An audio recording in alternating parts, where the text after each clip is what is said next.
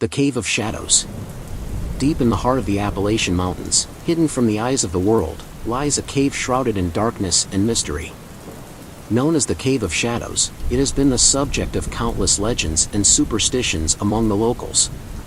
For centuries, it has been avoided by all but the most foolish or desperate, a place where light dares not penetrate and shadows seem to have a life of their own. The entrance, a jagged maw in the mountainside, beckons with an eerie whisper that chills the bones of any who hear it. Chapter 1: The Legends of Old. The Cave of Shadows was said to be cursed, a place where ancient, malevolent spirits dwelled. According to local lore, the cave was once the site of a great and terrible battle between warring tribes. The blood of the fallen seeped into the earth, and their restless spirits took refuge within the cave. Over time, the cave became a portal to the underworld, a realm of eternal darkness where the spirits of the damned roamed free. The elders spoke of strange lights and sounds emanating from the cave at night, and of those who ventured inside never returning. Chapter 2: The Expedition. Dr. Lawrence Whitaker, a renowned archaeologist with a penchant for the supernatural, had heard the stories of the Cave of Shadows and was intrigued. He assembled a team of researchers and explorers, determined to uncover the truth behind the legends. The team included his longtime colleague, Dr. Emily Caldwell, a brilliant but skeptical scientist, and a group of seasoned spelunkers. They arrived in the small town of Hallowed Creek, the closest settlement to the cave, and began preparations for their expedition. The locals were wary of the newcomers, warning them of the dangers that awaited them. "The cave is cursed," they said. "Those who enter never return." But Dr. Whitaker dismissed their fears, confident in his team's abilities and the power of science to explain the unexplainable. With their equipment packed and their resolve steeled, they set out for the cave. Chapter 3: The Descent. The entrance to the Cave of Shadows loomed before them, a gaping hole in the mountainside that seemed to swallow the light. The air was thick with an unnatural chill, and the sound of their footsteps echoed ominously as they approached. With headlamps and torches lighting their way, the team descended into the depths of the cave. The walls were covered in strange, ancient carvings, their meanings lost to time. Shadows danced and flickered in the torchlight, creating the illusion of movement in the darkness. As they ventured deeper, the atmosphere grew heavier, and a sense of unease settled over the group. The passageways twisted and turned, leading them further into the labyrinthine depths. The air grew colder, and the whispers grew louder, echoing off the walls in a haunting chorus. Dr. Caldwell, ever the skeptic, dismissed the whispers as the wind, but even she couldn't shake the feeling of being watched. Chapter 4: The Discovery. After hours of navigating the treacherous terrain, the team stumbled upon a vast, underground chamber. The ceiling stretched high above them, disappearing into the darkness, and the walls were adorned with more of the strange carvings. In the center of the chamber stood a large, stone altar, covered in dried blood and surrounded by ancient, decaying relics. The air was thick with the stench of death and decay, and the whispers grew louder, almost deafening. Dr. Whitaker approached the altar, his heart pounding with excitement and fear. As he examined the carvings, he realized they depicted scenes of ritual sacrifice and dark magic. The altar, it seemed, was a place of worship for an ancient, malevolent deity. Suddenly, the ground beneath them began to tremble, and the whispers turned into anguished wails. The shadows on the walls began to move, coalescing into grotesque, nightmarish forms. Chapter 5: The Awakening. The team was thrown into chaos as the ground shook violently. The shadows began to take on solid forms, emerging from the walls and floor. They were the spirits of the damned, their twisted, spectral bodies writhing in agony. The air was filled with their tormented cries, and the temperature plummeted, their icy breath visible in the torchlight. Dr. Caldwell screamed as one of the spirits lunged at her, its cold, spectral fingers wrapping around her throat. Dr. Whitaker shouted for the team to retreat, but the passageway they had come through was now blocked by a wall of writhing shadows. They were trapped. The spirits advanced, their hollow eyes filled with malice. Desperate to protect his team, Dr. Whitaker grabbed a torch and swung it at the nearest spirit. The flames passed through the specter, but it recoiled, hissing in pain. Realizing that fire could repel the spirits, he shouted for the others to light their torches. Chapter 6: The Battle for Survival. With torches ablaze, the team fought back against the spirits. The flames provided a temporary respite, forcing the spirits to retreat, but it was clear that they were vastly outnumbered. The spirits circled around them, their cries growing louder and more frenzied. Dr. Whitaker knew they couldn't hold out much longer. He frantically searched the chamber for a way out, his eyes landing on a hidden passageway behind the altar. "Over here," he shouted, leading the team towards the passageway. As they ran, the ground continued to tremble, and the walls began to crumble. They stumbled through the narrow passageway, the spirits close behind. The air grew colder, and the darkness seemed to close in around them. Just when they thought they couldn't go any further, they emerged into another chamber. Chapter 7: The Heart of Darkness. This chamber was smaller than the last, but the atmosphere was even more oppressive. In the center of the room stood a large, stone statue of a grotesque, demonic figure. The statue seemed to pulse with an otherworldly energy, and the whispers were now a deafening roar.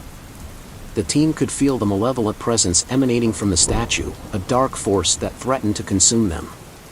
Dr. Whitaker realized that the statue was the source of the curse. If they could destroy it, they might be able to end the nightmare. He called for the team to use their remaining explosives to bring the statue down. As they worked quickly to set the charges, the spirits closed in, their cries growing more desperate and frenzied. Chapter 8: The Final Stand. With the explosives in place, Dr. Whitaker ordered the team to retreat to a safe distance. As they ran, the spirits attacked with renewed fury, their icy fingers clawing at their flesh. Dr. Caldwell fell behind, her leg caught in a crumbling section of the floor. Dr. Whitaker turned back to help her, but the spirits were too close. She looked at him with tear-filled eyes, pleading for him to save himself. "Go," she shouted. "Destroy the statue." With a heavy heart, Dr. Whitaker ran to join the others. He detonated the explosives, and the chamber was filled with a blinding flash of light and a deafening roar. The ground shook violently, and the walls began to collapse.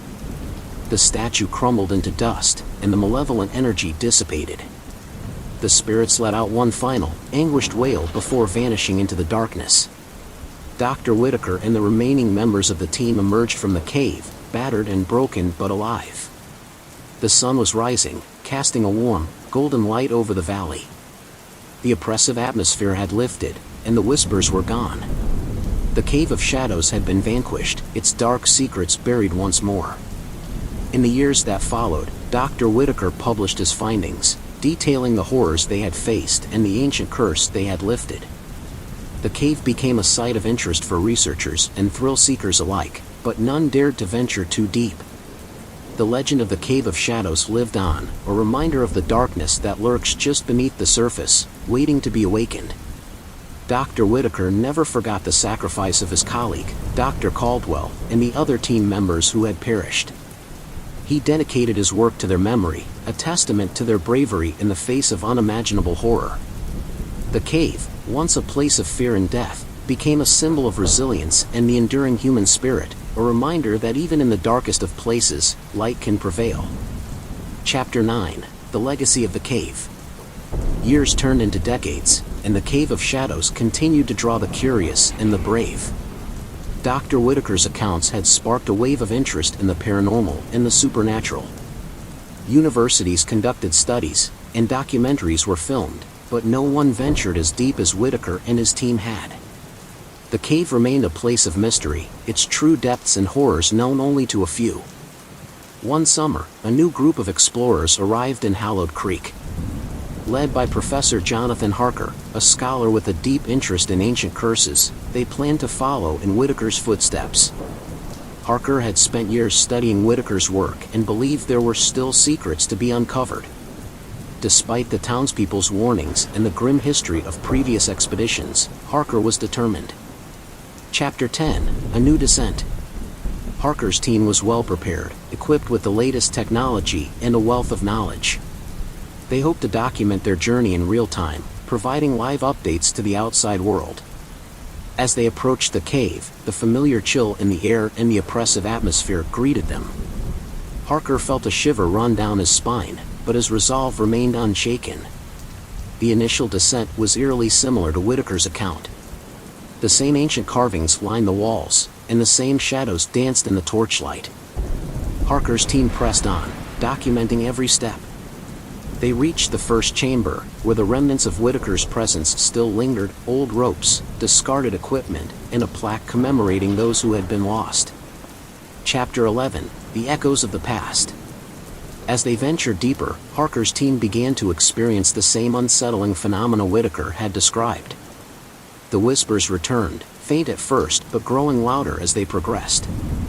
Shadows seemed to move just out of sight, and the temperature continued to drop. The team members exchanged nervous glances but pressed on, driven by curiosity and the promise of discovery. They reached the second chamber, where Whitaker's team had first encountered the spirits. The air was thick with tension, and the whispers were now a cacophony of voices. Harker examined the carvings, recognizing the scenes of ritual sacrifice and dark magic. He knew they were close to the heart of the cave, where the malevolent force resided. Chapter 12: Confronting the Darkness.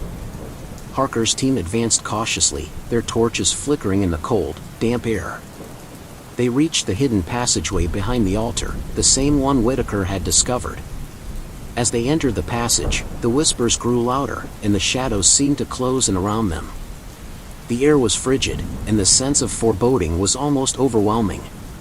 Emerging into the final chamber, they were met with the sight of the demonic statue, now a crumbled heap of stone.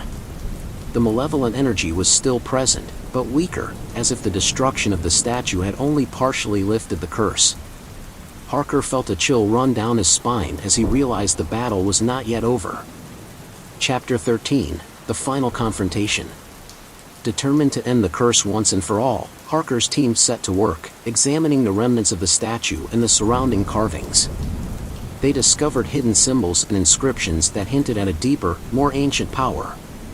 As they worked, the ground began to tremble, and the shadows grew darker and more aggressive.